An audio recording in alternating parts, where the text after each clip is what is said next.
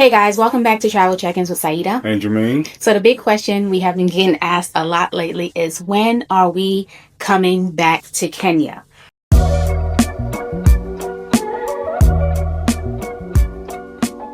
Before we get into when we're coming back to Kenya, Germaine, can you tell the people why we left Kenya?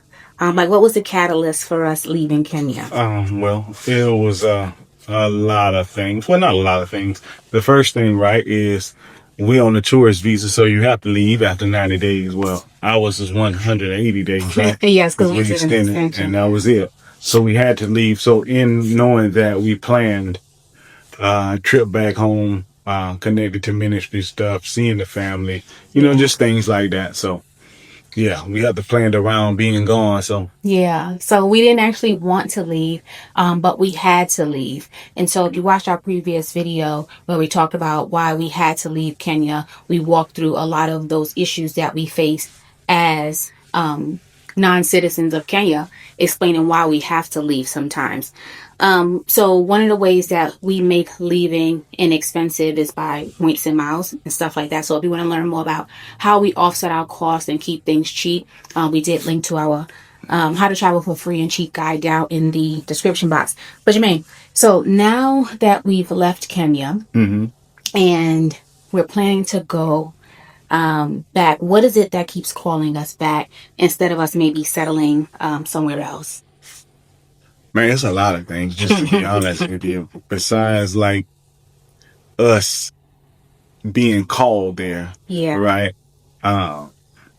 It's just little simple things. Sometimes, like today when I was in the gym, this tiny gym in here, some people, I could tell they wanted to come in the gym, but then they seen this tall black dude in there, and they kind of They made a U-turn? Yeah, they looked around. They looked around. And I was like, man, we looking around 4 o'clock in the morning. But you know what? I'm fine with it because I ain't want them in there anyway, just to be honest with you. But just little small things like that. Even though in Kenya I can get some stairs sometime too, the Mizuno stairs, but it's just different. It's different? Yeah, it's different. Like, I still feel like, you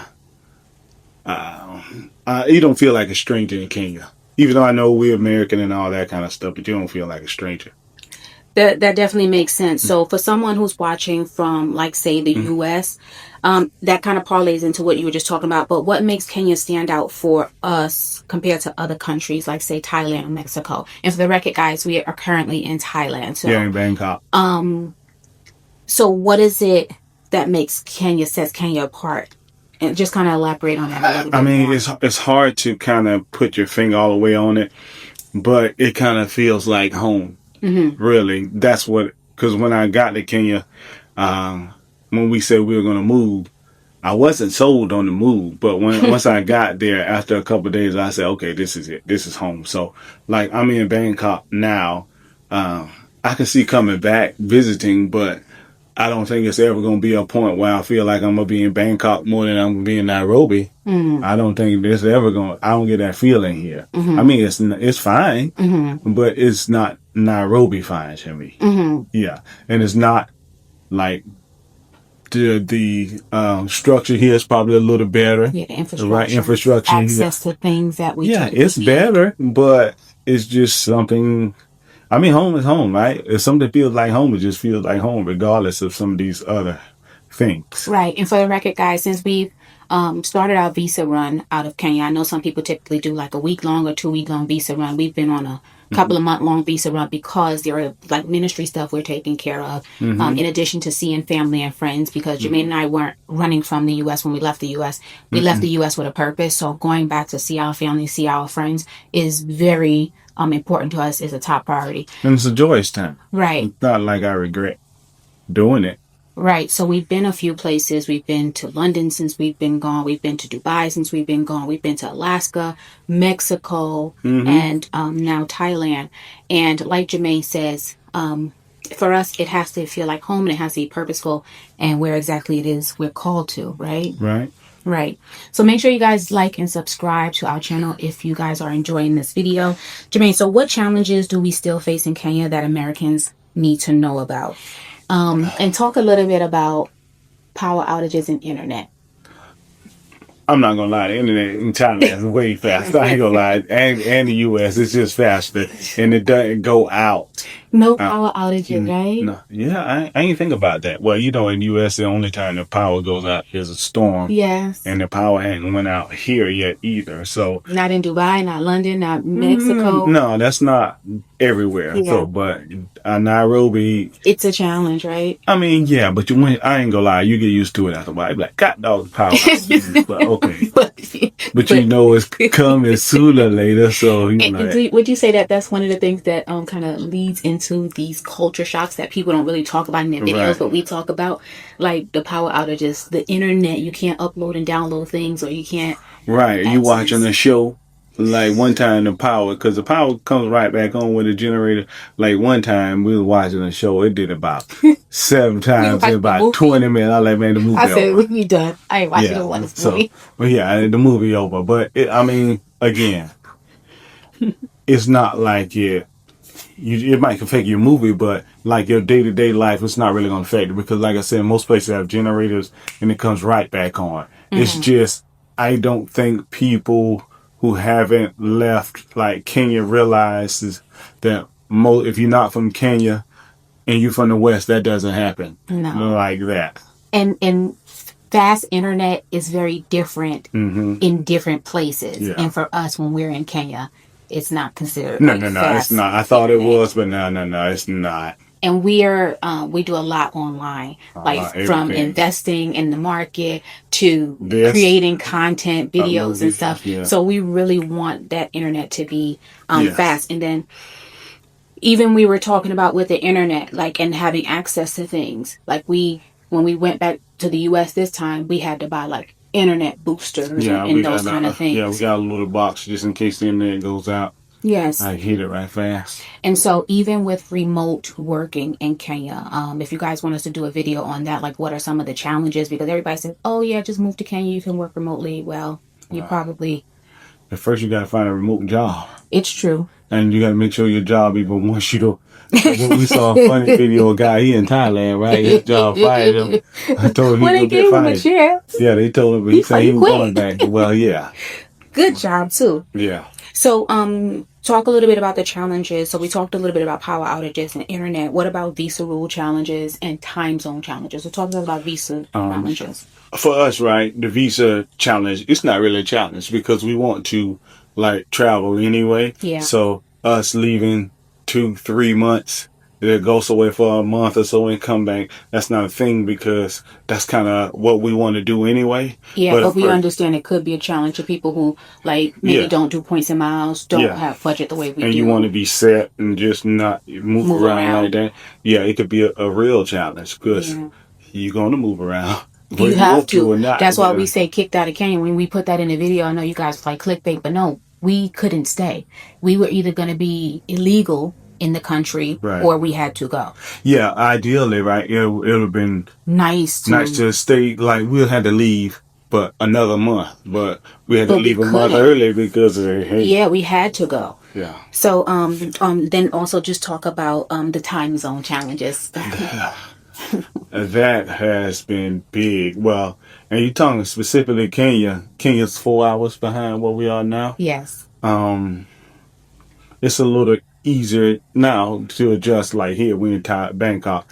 From the U.S., it's 11 hours ahead. Kenya's 7 hours ahead, which is still a challenge, but you get used to it after a while. Here, it's been more of a challenge here in Thailand for sure.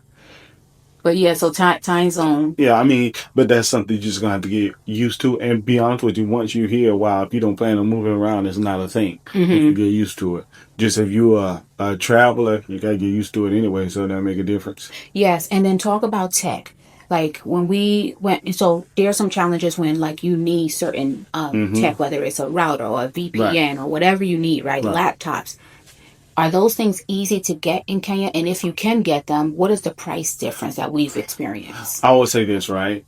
Okay, we do Apple products. We went to the Apple store. We was in the U.S. We had them looking up. They said there's no Apple store. I thought one in South Africa. There's none. No Apple stores on the continent. Now, you do have resellers, so you do have access to certain products and things. I don't know to what extent because we just get it when we go home. It makes it easier to deal directly with Apple. Yeah. So, but what is it called? Huawei, whatever the Chinese brand is, they're kind of big in Kenya. Samsung is big, so if you're on Android, you shouldn't have a problem. I see stores that say, Samsung, but us, we do Apple, so it's a challenge sometimes, but it's not really a challenge because we just playing it around when we go back to the U.S. And so even when we were searching for things like internet boosters and SSDs, they are priced a little higher in Kenya than they are if we waited till we went to the States. I mean, some of them depends on which kind of SSD you're trying to get, right? Because remember we was doing a comparison with the SSD to buying it in Kenya and then also on Amazon. Remember we were all looking at the particular ones, but you can change up which one you get. Now, get a name we're not familiar with. But that's the thing. If you want the one you feel like you need or the brand, sometimes you have to compromise there, right? A little bit. Yeah. So even with the challenges, there's always a way to make it work, right? Yeah, we're making it work. Exactly. So, Germaine, how does points and miles make returning to Kenya way more affordable than maybe people expect? Well, if what for points and miles, I don't know how I could just do this. Well, yes, because it would be expensive doing it this way, and I don't even know if I could stay in Kenya if I didn't do points and miles like that, because we're people that have to go home. Like, we got kids and grandkids, so us not going home is not an option.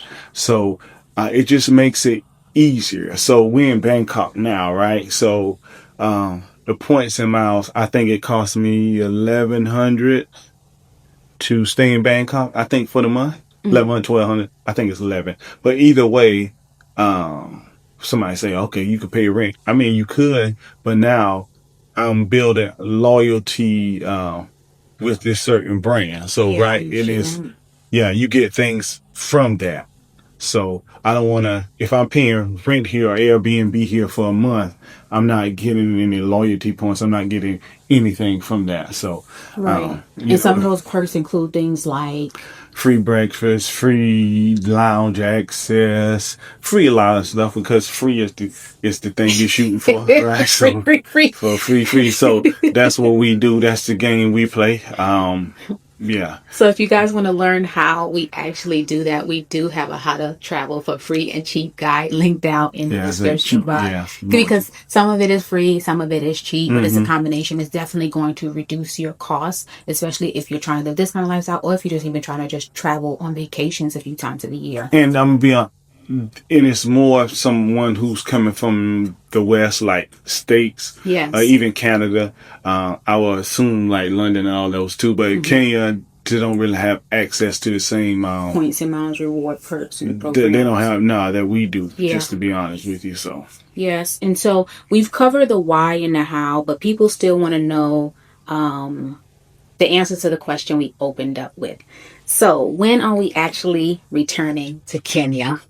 What's this? September 21st? Within a month. I'm trying to get there within a month, just to be honest with you. We got some stuff we got to do in Kenya by November anyway. We got November. We want to spend Christmas in Kenya. I know everybody's going to be going in Nairobi, but still, I still want to do it. It's so quiet in Nairobi in December and stuff. And plus, we weren't there last year, right? We had left and went to the U.S. We want to experience what it feels like Christmas, in Kenya, at the holidays in Kenya, because a lot of people go to the village during that time, so Kenya's like really quiet during that time. So guys, make sure you make sure you subscribe to our channel, and we'll link 2 additional videos that are related to living in Kenya. Any questions that you might be thinking of, you probably find those in the videos that we will link to next.